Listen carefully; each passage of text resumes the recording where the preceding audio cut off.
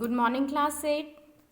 Today we will start our chapter with page number 48, reaction with water. In last video मैंने आपको reaction with air या oxygen के साथ बताया था मेटल्स और नॉन मेटल्स कैसे रिएक्ट करते हैं. अभी इस वीडियो में आप देखेंगे कि जो मेटल्स या नॉन मेटल्स हैं वो वाटर के साथ कैसे रिएक्ट करते हैं, पानी के साथ कैसे रिएक्ट करते हैं. जनरली ज़्यादातर मेटल्स वाटर के साथ रिएक्ट करते हैं, जिसमें से जो सोडियम मेटल होता है ये बहुत ज़्यादा रिएक्टिव होता है और ये पानी के साथ और ऑक्सीजन के साथ दोनों के साथ विग्रसली यानी कि बहुत तेज़ से रिएक्ट करता है और इसमें आग लग जाती है, ये जलने लगता है और इसमें बहुत सारी हीट जनरेट होती है. इसीलिए इसको स्टोर करने के लिए कभी भी खाली नहीं किया जा सकता, क्योंकि ये हवा में भी जलने लगता है और पानी में भी जलने लगता है.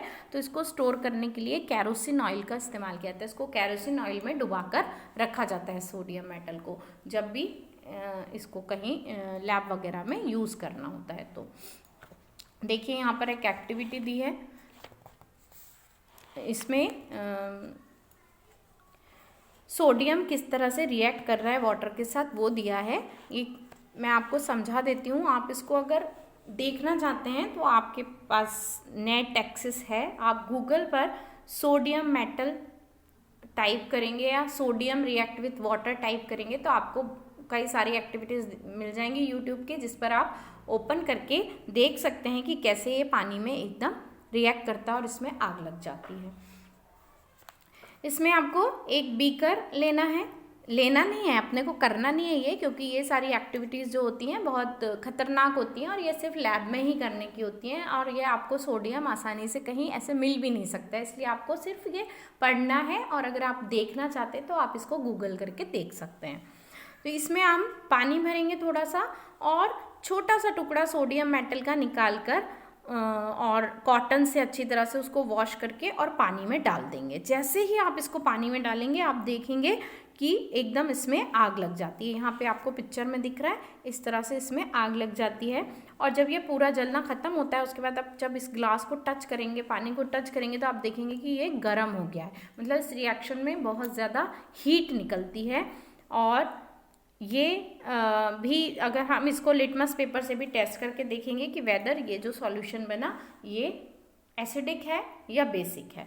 तो जो मेटल्स होते हैं, कई मेटल्स पानी के साथ बहुत तेज़ी से रिएक्ट करते हैं. जैसे आपने लोहे को देखा होगा, आयरन की कोई भी चीज़, लोहे की बनी कोई भी चीज़ बाहर पड़ी रह जाए और उसमें बारिश का पानी लगे, बारिश का पानी गिरे, या हम लोग किसी वजह से पानी डाल रहे हैं और उस पर पानी गिर गया, तो आप देखते हैं थोड़े समय के बाद उसमें रस्ट लगने लगता है, जंग लगने लगती है. तो वो जंग भी क्या है, वाटर के साथ रिएक्शन है मेटल का.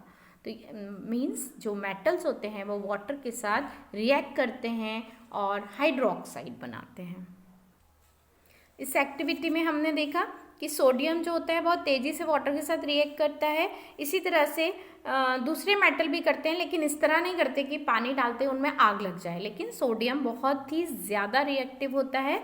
बाकी मेटल्स जो होते हैं वो वाटर के साथ स्लोली रिएक्ट करते हैं. जैसे कि आयरन बहुत दिन तक अगर पानी में पड़ा रहे आयरन का कोई टुकड़ा तो वो रिएक्ट करता है और उसमें जंग लग जाती है या रस्ट लग जाता है. Generally non metals do not react with water दो दे में भी वेरी रिएक्टिव इन एयर. जो नॉन मेटल्स होते हैं जनरली वो वाटर के साथ ज़्यादा रिएक्ट नहीं करते. कुछ एक नॉन मेटल होते हैं जो रिएक्ट करते हैं वाटर के साथ, क्योंकि वो हवा से बहुत जल्दी रिएक्ट करते हैं और वाटर के साथ नहीं रिएक्ट करते. तो जो नॉन मेटल्स होते हैं ज़्यादातर उनको वाटर में स्टोर किया जाता है. जैसे कि फॉस्फोरस, ये एक बहुत रिएक्टिव नॉन मेटल है. अगर इसको हवा में खुला रखा जाए तो ये फ़ौरन आग पकड़ लेता है, जैसे कि सोडियम का मैंने बताया ऐसे ही रखा है. लेकिन ये पानी के साथ रिएक्ट नहीं करता, इसलिए इसको पानी में स्टोर करके रखा जाता है. तो ये जो फॉस्फोरस है वो ऑक्सीजन के साथ एटमॉस्फेयर में जो ऑक्सीजन है उसके साथ रिएक्ट ना कर सके, इसलिए इसको पानी में स्टोर किया जाता है. तो ये हो गई मेटल और नॉन मेटल की रिएक्शन विद वाटर. तो जिसमें हमको क्या पता चला कि जो मेटल्स होती हैं वो वाटर के साथ रिएक्ट करती हैं, कुछ तेज़ी से रिएक्ट करती हैं, कुछ धीरे धीरे रिएक्ट करती हैं. और जो नॉन मेटल्स होते हैं वो जनरली वाटर के साथ रिएक्ट नहीं करते हैं. अब हम पढ़ेंगे रिएक्शन विद एसिड. मेटल और नॉन मेटल एसिड के साथ किस तरह से रिएक्ट करते हैं। लास्ट पेज पर एक टेबल दिया है जिसमें कि अलग अलग मेटल्स को रिएक्ट कराया है डिफरेंट एसिड्स के साथ। तो जब हम ये सारे प्रैक्टिकल्स करके जो कंक्लूजन निकालते हैं उसमें हमको क्या पता चलता है कि कुछ मेटल्स जब रिएक्ट करती हैं और उनमें से जो गैस निकलती है उसके पास अगर हम जलती हुई माचिस लाते हैं तो उसमें एक पॉप का साउंड होता है, ऐसे फटाक से एक साउंड के साथ वो बुझती है। तो हमने देखा जो पीछे जो भी प्रैक्टिकल्स हुए उससे हमको ये पता चलता है कि जो नॉन मेटल्स हैं वो एसिड के साथ रिएक्ट नहीं करती हैं। बाय चांस 1 या 2 नॉन मेटल ऐसे होते हैं जो रिएक्ट करते होंगे, अदरवाइज नहीं करते हैं। लेकिन जो मेटल्स होते हैं वो एसिड्स के साथ रिएक्ट करते हैं, हाइड्रोजन गैस प्रोड्यूस करते हैं और वही हाइड्रोजन गैस एक पॉप साउंड करती है जब हम उसके पास जलता हुआ माचिस या कैंडल लाते हैं।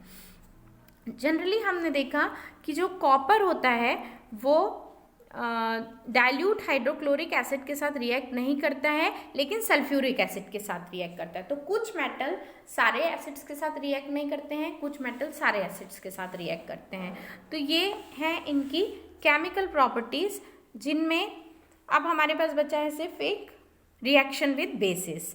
जब बेसिस के साथ रिएक्शन कराई जाती है मेटल या नॉन मेटल की तो क्या होता है, एसिड की तरह बेसिस में भी जो नॉन मेटल के साथ जो बेसिस है वो बहुत कम रिएक्शन करते हैं, या जो रिएक्शन होती भी है तो वो बहुत कॉम्प्लेक्स है, वो अभी आपके कोर्स में नहीं है इसलिए हम उसकी बात नहीं करेंगे। जो मेटल्स हैं वो सेम एसिड की तरह ही रिएक्ट करती हैं और हाइड्रोजन गैस प्रोड्यूस करती हैं। तो एसिड और बेसिस के साथ ज़्यादा जो रिएक्शंस हैं वो सेम होती हैं, मेटल्स की भी नॉन मेटल्स की भी। तो हम ये माने कि जो मेटल्स हैं वो एसिड और बेस दोनों के साथ रिएक्ट करते हैं, कुछ एसिड के साथ करते हैं और कुछ एसिड्स के साथ नहीं करते हैं। अब हमारे आगे इसमें है डिस्प्लेसमेंट रिएक्शन। डिस्प्लेसमेंट रिएक्शन क्या होती है? डिस्प्लेसमेंट का मतलब होता है अपनी जगह छोड़ना या किसी को उसकी जगह से उठा देना। इसको आप इस तरह समझ सकते हैं कि आप क्लास में एक सीट पर बैठे हैं, अगर उस क्लास में आपसे ज़्यादा स्ट्रॉन्ग, ज़्यादा तेज़, ज़्यादा ताकत वाला कोई बच्चा आता है और उसको आपकी सीट पे बैठना है तो वो क्या करेगा, आपको उस सीट से उठा देगा और खुद वहाँ बैठ जाएगा, ठीक है। लेकिन कोई आपसे कमज़ोर है और वो आपको उठाने की कोशिश करता है तो आप अपनी सीट से नहीं हटोगे।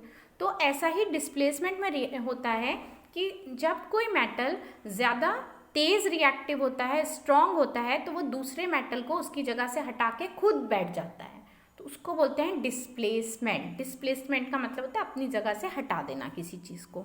तो डिस्प्लेसमेंट रिएक्शन का एक एक्टिविटी दिया है यहाँ पर 4.8, इसको हम अच्छी तरह समझेंगे तो हमको ये रिएक्शन समझ में आएगा। इस एक्टिविटी को आप रीड करेंगे, अच्छी तरह से रीड करके रखेंगे। इस एक्टिविटी में हमको 5 बीकर लेना है जिनमें अलग अलग सब्सटेंसेस लिए हैं और उन 5 में अलग अलग चीज़ें घोलनी हैं, है ना। इनको आप अच्छी तरह से रीड करके रखेंगे, फिर मैं आपको इसके रिएक्शंस और डिस्प्लेसमेंट के बारे में समझाऊंगी नेक्स्ट वीडियो में।